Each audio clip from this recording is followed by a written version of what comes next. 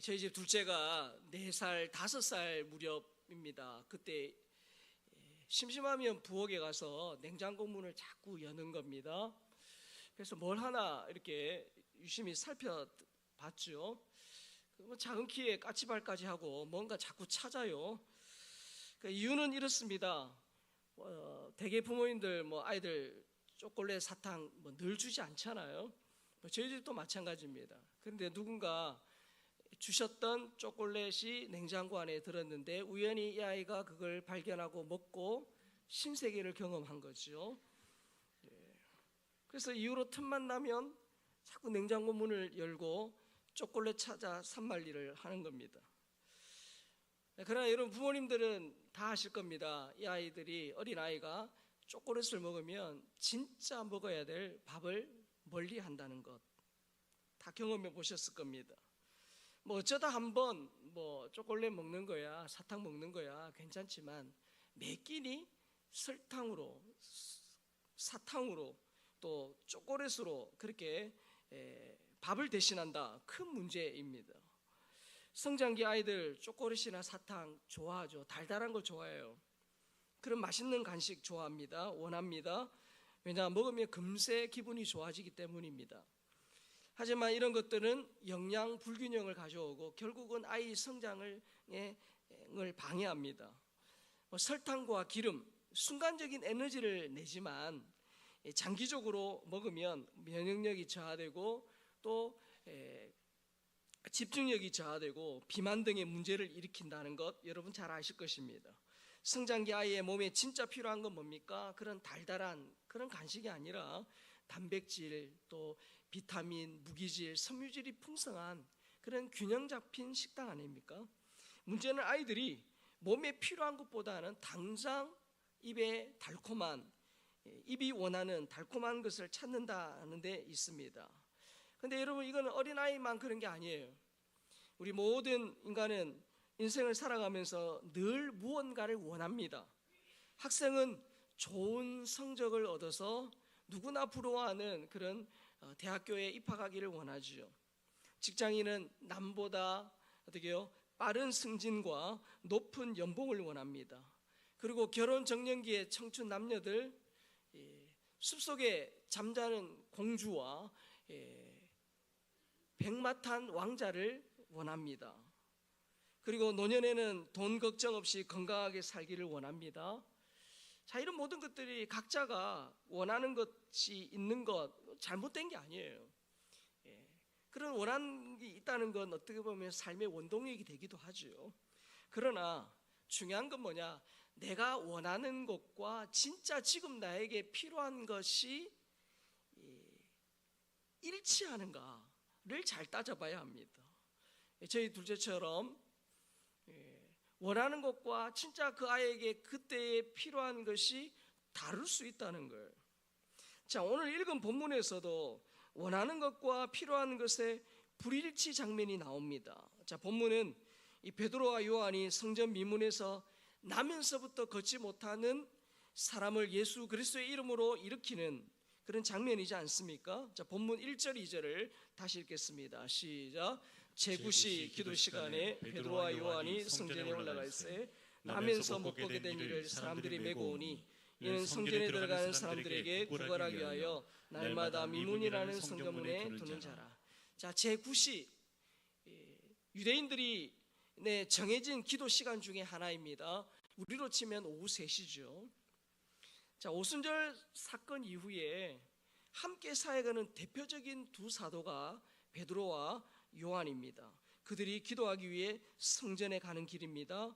도중에 그들이 만난 사람 누굽니까? 나면서 못 걷게 된 자. 나면서부터 못 걷게 된 것은 인간의 그런 근본적인 무능과 영적 무력 상태를 상징합니다. 자, 공교롭게도 그 사람이 매일 구걸하는 장소가 어디예요? 날마다 미문이라는 성전문. 여러분, 미문 아름다울 미자입니다. 그러니까 아름다운 문이라는 뜻이죠. 이 미문은 정말 이름처럼 화려하고 장엄합니다. 황금과 청동으로 장식된 웅장한 성전의 입구예요. 그러니까 경건과 영광의 상징입니다. 자, 그런데 나면서 못 걷게 된 사람은 이 아름다운 문과는 대비되는 추한 인생이에요. 그의 겉모습 초라합니다. 누군가의 도움 없이는 하루도 살 수 없는 그런 무능력의 대명사죠. 성전 미문을 지나서 들어가면 그곳은 하나님께 예배하는 자리, 하나님의 임재와 은혜가 있는 장소예요. 하지만 이 나면서부터 못 걷게 된 사람은 그 문 앞까지는 갈 수 있지만 그 안으로는 절대 들어갈 수 없어요. 이 말은 하나님을 직접 예배할 수 없다는 거예요. 자, 여러분, 아름다운 성전 미문과 그 앞에 있는 안전뱅이 거지, 정말 어울리지 않는 조합 아닙니까? 이 사람은 나면서부터 자기의 힘으로 설 수도 없고 걸을 수도 없는 중증 장애인이에요. 후천적 질병이나 사고로 생긴 장애가 아니기 때문에 당시의 의학으로는 도저히 치유할 수 없는 그런 사람입니다. 그나마 사람들이 메고 와서 성전의 미문 앞에 두어야만, 그래서 구걸을 통해서 하루하루를 연명할 수밖에 없는 그런 사람이에요. 그야말로 사람 중에서도 밑바닥 인생이에요. 운이 없는 날, 그런 날은 동전 하나 얻을 수 없는 그런 날도 있었을 거예요. 당시에는 병자를 죄인 취급하는, 그래서 얼마나 죄를 많이 지었으면 저런 몹쓸병에 걸렸을까라고 했던 그런 시대입니다. 그러니까 병자를 죄인 취급했기 때문에 사람들의 어떤 냉대, 비아냥거림은 하루 이틀의 이야기가 아니에요. 일상이 된 지 오래입니다. 더욱이 유대교의 정결법에 따르면 이 사람은 부정한 사람입니다. 그리고 부정한 사람은 유대 공동체에 낄 수 없어요. 사회적 왕따입니다. 성전에 들어갈 수 없으니까 영적인 왕따죠. 자신의 무능력과 사회의 차별 속에서 스스로 나는 가치 없다라고 여기는 수치심, 절망감이 깊이 자리 잡고 있는 그런 사람입니다. 뭐 좋은 표현은 아니지만 이전에 흔히 젊은이들이 쓰는 말로 흙수저의 루저, 즉 패자라는 거예요. 그의 육체적, 정신적, 사회적, 영적 영역이 서로 얽혀가지고 서로 안 좋은 영향을 끼치면서 더 어떻게 해요? 깊은 고통을 만들었습니다. 자, 여러분, 이 사람이 뭘 원하는지 딱 감이 오시잖아요. 걷고 뛰는 거, 그거는 진작에 포기했어요. 자기 병에서 치료되는 거 이미 그 희망은 놓친 지 오래됐어요. 걷게 해주세요. 병을 낫게 해주세요. 기대조차 하지 않았어요. 자, 본문 5절 6절 같이 읽겠습니다. 그가 그들에게서 무엇을 얻을까요? 바라보거늘 베드로가 이르되 은과 금은 내게 없거니와 내게 있는 이것을 내게 주노니 나사렛 예수 그리스도의 이름으로 일어나 걸으라 하고. 자, 그날도 성전으로 들어가는 베드로와 요한을 보고 아마 애절한 눈빛을 보냈을 것입니다. 구걸했을 거예요. 그의 희망은 뭐 장기적, 한 달 뒤에, 1년 뒤에 어떻게 살고 그런 거 아닙니다. 그냥 하루하루, 오늘 하루 끼니를 해결하고 잠잘 곳이 있는 것으로 충분하다고 여겼을 거예요. 아마 그날도 오늘은 운이 좋으면 다른 날보다 훨씬 더 많은 동전을 얻을 수 있을 거야 라는 스스로의 체면을 걸면서 하루를 시작했을지 몰라요. 그는 간절히 돈을 원했습니다. 자, 그런데 베드로가 뭐라고 말해요? 나는 은과 금이 없다. 그 말을 들었을 때 굉장히 실망했을 겁니다. 이 사람이 원하는 것은 하루를 열명할 수 있는 돈입니다. 그러나 베드로가 볼 때 그에게 정말 필요한 것은 돈이 아니었어요. 그에게 정말 필요한 것은 돈이 아니라 예수 그리스도예요. 그래서 베드로는 나는 은과 금은 없지만 예수 그리스도 이름을 선포하죠. 여러분 여기서 이름은 단순한 호칭이 아닙니다. 죽은 자를 살리고 병든 자를 고치고 삶에 희망 없어 절망 가운데 살아가는 사람을 일으키는 그 예수님의 권세, 그걸 의미하는 거예요. 그래서 하나님은 그에게 나사렛 예수 그리스도의 이름으로 일어나 걸으라는 전혀 다른 차원의 그런 은혜, 전혀 다른 차원의 도움을 지금 주신 거예요. 베드로는 예수 그리스도의 이름으로 걸어라 명령하고 오른손을 잡아 일으킵니다. 자, 본문 7절 8절입니다. 오른손을 잡아 일으키니 발과 발목이 곧 힘을 얻고 뛰어서서 걸으며 그리고 함께 성전으로 들어가면서 걷기도 하고 뛰기도 하며 하나님을 찬송하니. 즉각적인 치유가 일어난 거예요. 자, 근데 여러분 여기서 발과 발목이 곧 힘을 얻고, 자, 여러분 사도행전 누가 썼어요? 제가 답을 말했는데요. 예? 사도행전은 누가 썼어요? 예, 누가가 썼잖아요. 누가는 직업이 뭐예요? 의사예요. 자, 여러분, 의사는 그런 갑자기 기적 이런 거 잘 안 믿어요. 자, 근데 누가가 의사로서 발과 발목이 힘을 얻었다라고 구체적으로 묘사했어요. 뛰는 것은 고사하고 한 번도 걷지 못한 사람이 벌떡 일어나서 뛰었다는 거예요. 그동안 절대 들어갈 수 없었던 성전으로 들어가면서 하나님을 찬미했다라고 본문은 기록합니다. 태어날 때부터 걷지 못하던 사람이 즉시로 치유된 것은 인간의 근본적인 결핍과 무능력을 치유하시는 그 하나님의 전능하심을 보여줍니다. 현대의학으로는 어떤 방법으로도 치유될 수 없었던 그 사람이 지금 근본적으로 치유가 된 거예요. 이것은 하나님의 전능하심을 눈으로 보여주는 겁니다. 그를 짓누르던 수치심, 절망, 그것이 사라지고 기쁨과 자유를 얻은 거예요. 이제는 성전 안으로 들어가서 그 오매불망 그리던 그 예배의 공동체 안에 들어가서 하나님을 예배할 수 있는 그런 영적인 자유가 그에게 허락이 된 겁니다. 이제 더는 구걸하지 않아도 돼요. 사람들을 향하여 연민의 눈빛을 보내지 않아도 돼요. 스스로 돈을 벌 수 있게 된 겁니다. 그의 육체적 치유는 뭐로 연결됩니까? 하나님을 찬미했더라, 하나님을 찬양하는 하나님의 임재의 회복으로 이어졌어요. 나아가 그의 치유는 그 사람을 알고 있는 자들이 그 치유됨을 통해서 예수 그리스도의 이름이 전해지는 복음 전파의 기회가 됐어요. 생각해 보세요. 아름다운 문에 늘 있었지만 전혀 아름답지 않았던 사람의 치유 사건은 사람에게 감동을 주는 아름다운 이야기, 즉 미담으로 미담이 된 거예요.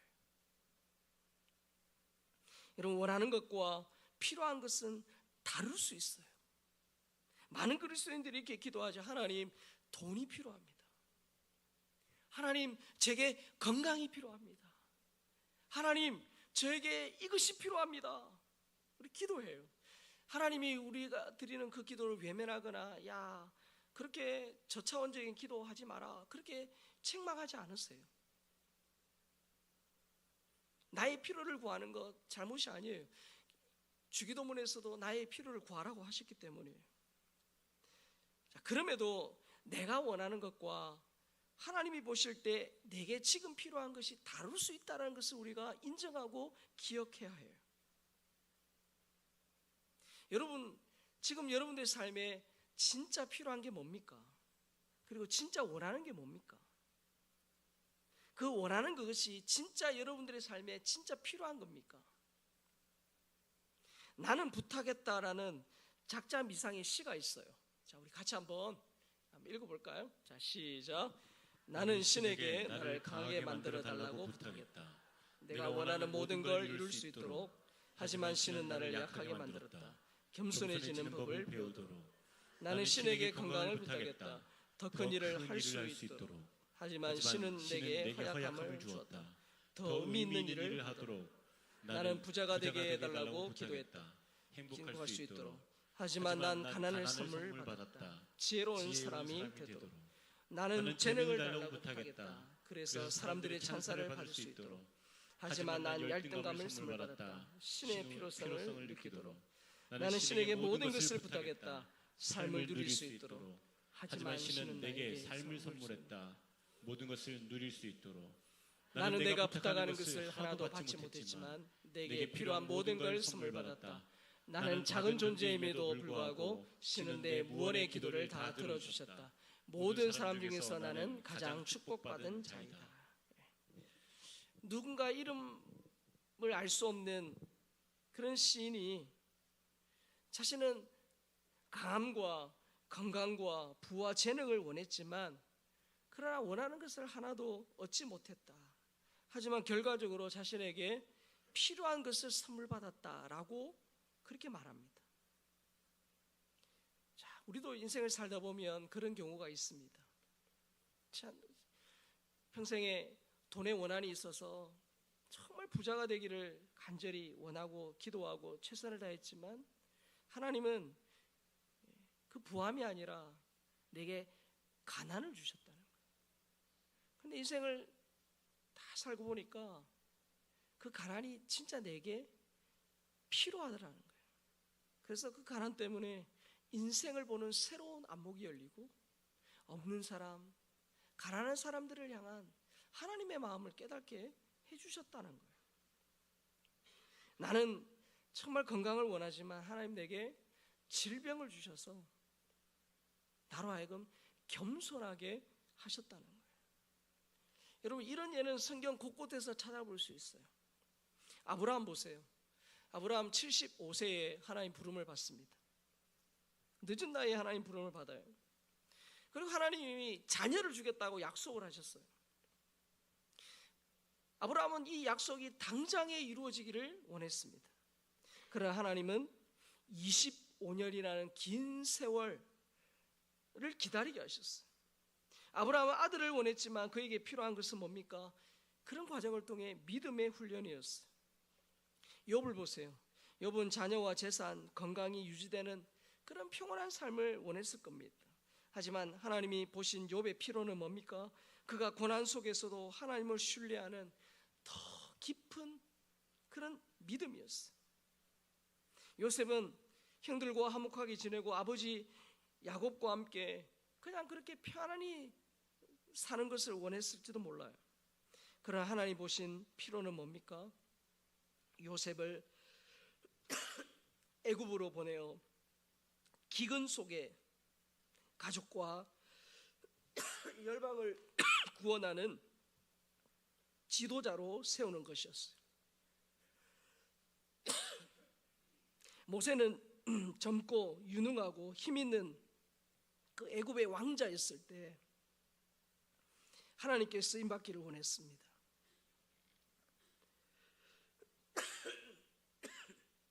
그러나 하나님은 40년이라는 긴 광야 생활, 무명의 세월이 지난 80세가 돼서야 모세를 찾아오셔요.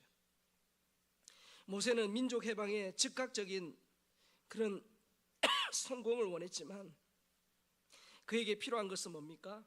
하나님의 때와 방법을 기다리는 인내와 온유였어요.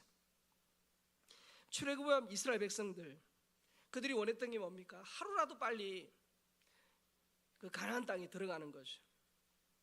그러나 하나님은 여전히 노예 근성을 가지고 있는 그들이 가나안 땅에 들어가도 그들 몸에 배어있는 그 노예 근성, 그것을 광야 훈련소에서 다 어떻게 해요? 훈련을 통해서 그 노예 근성을 해결하기를 원하셨어요. 그래서 그들은 광야에서 율법과 언약의 백성으로 사는 그런 훈련을 받게 되죠.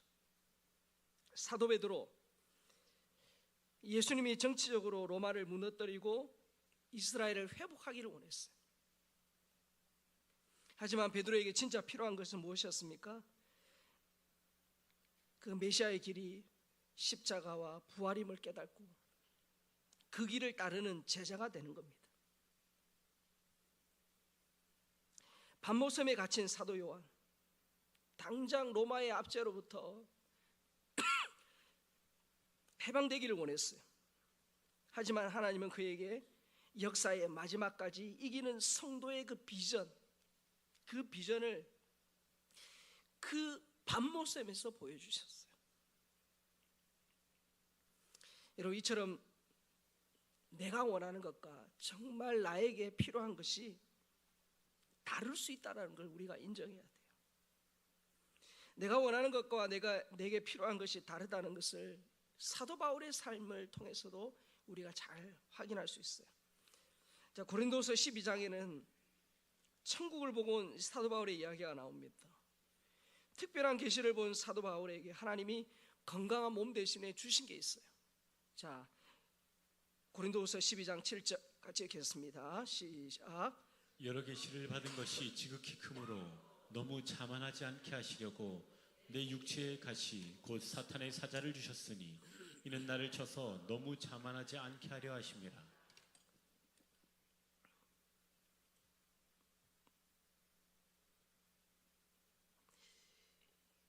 다 읽은 건가요? 7절이 나왔네요. 8절, 9절. 나에게 이르시기를 내 은혜가 내게 족하도다. 자, 하나님이 대신 주신 게 뭡니까? 가시라고 돼 있죠. 육체의 가시, 사탄의 사자. 사도 바울은 하나님이 자신의 그 육체적 고통을 제거해 주시기를 3번을 기도했어요. 근데 하나님은 사도 바울에게 너에게 가시가 필요하다 그렇게 말씀하셨어요. 가시가 필요하다. 왜죠? 7절에 보니까 계시가 있고 그 뒤에 가시가 있잖아요. 하나님이 그에게 주신 계시가 너무 커요. 인간으로서는 가히 경험하기 힘든 그런 특별한 계시를 보여주셨어요. 자, 그런데 특별한 그 계시가 이 가시라는, 어떻게 보면 하나님이 그를 끝까지 변질되지 않도록 지키시기 위한 안전장치로 주신 이 가시가 그를 지키는 은혜의 통로였어요. 그 계시로 자만하지 않도록 가시를 주신 하나님의 그 뜻을 그가 깨달은 거예요. 그가 진짜 원한 것은 육체의 건강이었어요. 자기가 가지고 있는 손수건 병자의 얹기만 해도 귀신이 떠나가고 병이 치료되었던 자신의 병은 하나님 앞에 간절히 기도함으로 치유되기를 원했지만 하나님은 오히려 그 육체의 가시를 남겨두신 것이 하나님 뜻이라고 깨달았죠. 자신이 원하는 것이 아니라 자신에게 필요한 것을 하나님 주셨다라고 인정할 때 그 사도 바울의 그 기도의 내용이 그 가시로 인해서 감사합니다라고 바뀌어진 거예요. 그래서 하나님의 그 거절하심의 응답에도 기뻐할 수 있었어요. 여러분, 우리도 다르지 않아요. 하나님은 정말 내가 원하는 것이 아니라 내게 필요한 것을 주시는 분이다 라는 것을 우리가 인정할 때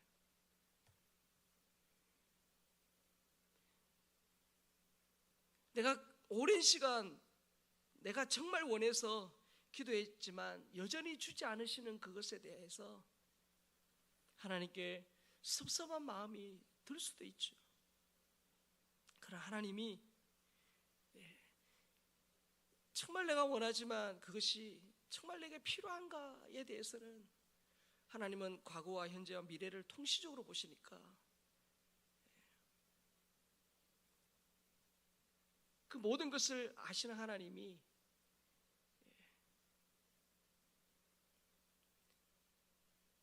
가장 좋은 방법으로 가장 좋은 때에 주신다는 것을 우리가 어떻게 해요?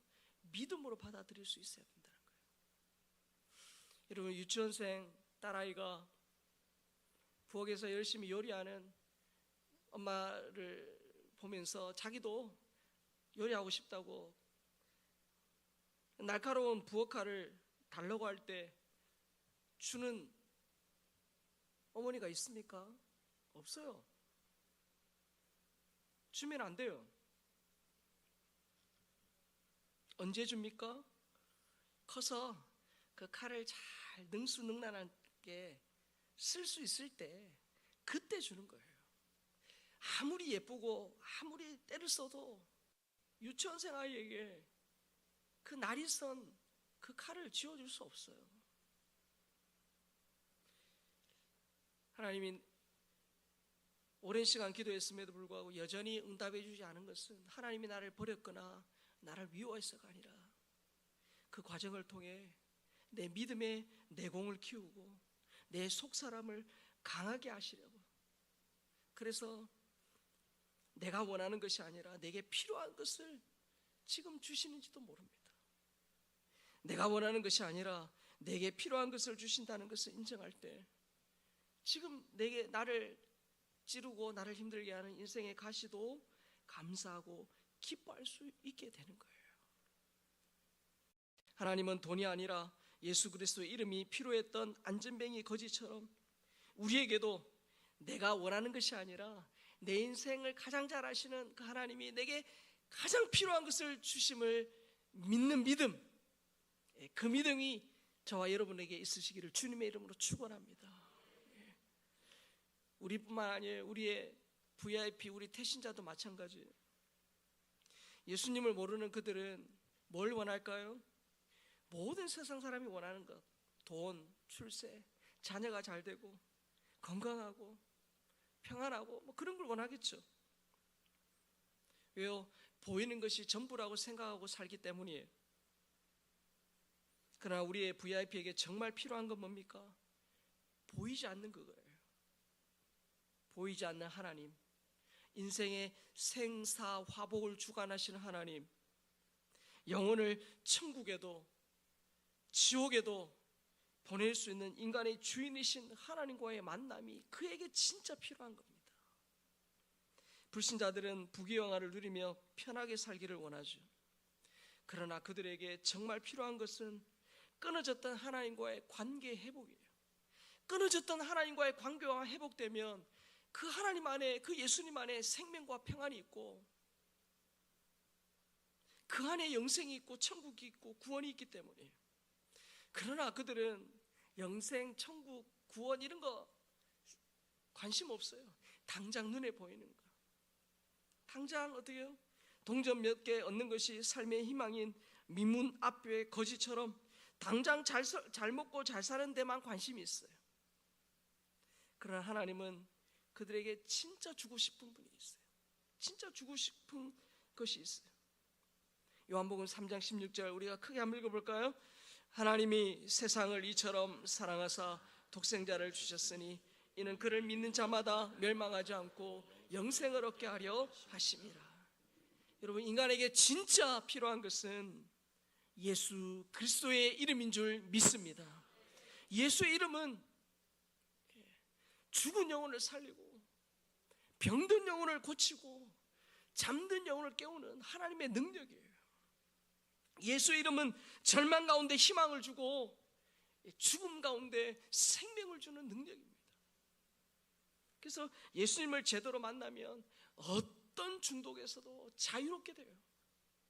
진짜 예수 그리스도를 제대로 만나면 어떤 상처도 치유되고 회복이 돼요. 여러분, 성경에 군대 귀신 들린 그 사람이 예수님이 명하셨을 때, 예수님 만났을 때 그의 전인이 완전히 회복이 되잖아요. 우리에게 진짜 필요한 것, 나에게 진짜 필요한 것, 우리 자녀에게 진짜 필요한 것, 우리 가족에게 그리고 우리의 VF에게 진짜 필요한 건 뭡니까? 나사렛 예수 그리스도 이름인 줄 믿습니다. 나사렛 예수 그리스도 이름이에요. 하지만 교회 밖의 사람들은 미문 앞 거지처럼 혼자 힘으로는 도저히 마귀의 속박과 죄의 구렁텅이에서 빠져나올 수 없어요. 이유가 있어요. 뭡니까? 고린도후서 4장 4절 때문에 같이 읽습니다. 그 중에 이 세상의 신이 믿지 않은 자들의 마음을 혼미하게 하여 그리스도의 영광의 복음의 강체가 비치지 못하게 함이니 그리스도는 하나님의 형상이니라. 그들에게 우리가 복음을 전하고 그들에게 예수님의 이름을 전해도 한 귀로 듣고 한 귀로 흘려보내는 것, 마치 큰 바위를 조그만한 메추리알로 깨부수겠다라고 하는 것처럼 정말 호황되기 그지없는 것 같은 그런 느낌을 받는 이유가 뭡니까? 바로 마귀가 그들의 영혼을 장악하고 있기 때문이에요. 그래서 그 배후에 있는 사단의 역사를 깨뜨리기 위해서 기도가 필요하고 그러면서 전도해야 되는 거예요. 그래서 그들에게 정말 필요한 분은 누굽니까? 예수님이에요. 정말 그들을 행복하게 하는 것은 예수님 안에 주어지는 생명과 평안인 줄 믿습니다. 그들이 원하는 것이 아니라 그들에게 필요한 것을 알려주는 것이 바로 전도예요. 그들은 예수님 이름 말하면 싫어해요. 왜요? 그들이 원하는 게 아니기 때문에. 그러나 진짜 그들에게 필요한 것은 예수님이에요. 이 일은 먼저 믿은 우리 그리스도인만 할 수 있어요. 예수 그리스도의 이름으로 일어나 걸어라 외칠 때 발과 발목이 힘을 얻고 걷고 뛰었어요. 우리가 영적으로 눈을 열고 우리의 VIP도 그런 마귀의 속박, 그런 인생의 무능력에서 그 자리에서 일어나서 하나님께로 걷고 뛰며 하나님 앞에 예배하는 자리로 나아가는 그날을 우리가 사모하고 그날을 우리가 그려보면서 믿음으로 또 기도하며 나아가는 겁니다. 하나님은 우리의 아버지, 그래서 우리의 아버지시기 때문에 자녀인 나에게 지금 가장 필요한 것이 무엇인가를 정확하게 아세요. 지금 내게 고난이 주어졌다면 고난은 나를 힘들게 하고 나를 망하게 하고 내 인생을 좀먹고 갉아먹는, 내 인생에 없어야 될 그것이 아니라 고난조차도 나를 어떻게 해요? 더 새롭게 하고 나를 더 강하게 하고 너를 더 깊은 사람으로, 나를 더 넓은 사람으로 만들어가는 데 있어서 아브라함에게 25년이라는 시간, 이스라엘 백성들에게 광야라는 장소가 필요했듯이 내게 있는 그 고난이 내게 필요하기 때문에 주셨다라는 사실을 우리가 깨달으면 그 고난을 대하는 우리의 마음이 달라질 것이고 결국은 그것을 통해 합력하여 선을 이루실 하나님을 우리가 바라볼 수 있게 되는 겁니다. 사랑하는 성도 여러분, 우리 원하는 것이 많으나 진짜 내게 필요한지를 우리가 점검해 봐야 되고, 어떤 기도가 응답되는가, 나도 원하지만 하나님이 보셨을 때 내게 필요하다고 하실 때 이 나의 원함과 하나님의 필요가 일치될 때 응답이 돼요. 그러나 여전히 내 고집을 부리면서 하나님이 보실 때 필요한 것을 보다는 내가 원하는 그것을 고집하며 살고 있다면 하나님, 내가 원하는 것이 아니라 진짜 내게 필요한 것을 주시는 하나님을 신뢰하며 하나님 믿음으로 나아갑니다. 그렇게 선포하고 승리하는 저와 여러분 될 수 있기를 주님의 이름으로 축원합니다.